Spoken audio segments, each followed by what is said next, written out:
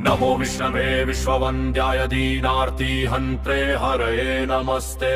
पुत्रार्थदाय वरदाय नित्यं पुत्रदैकादशी ते नमोऽस्तु। या वै तिथिर्वैष्णव पुण्यरूपा सन्तानदात्री सकलार्थसिद्धा।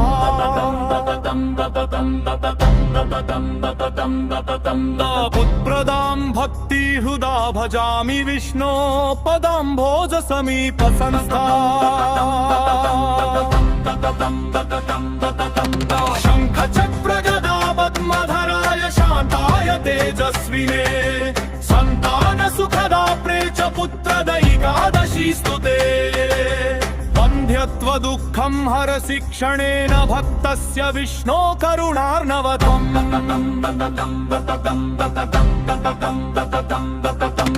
पुत्रप्रदानेन गुरुं पवित्रं कुरुष्व देवेश नमो नमस्ते।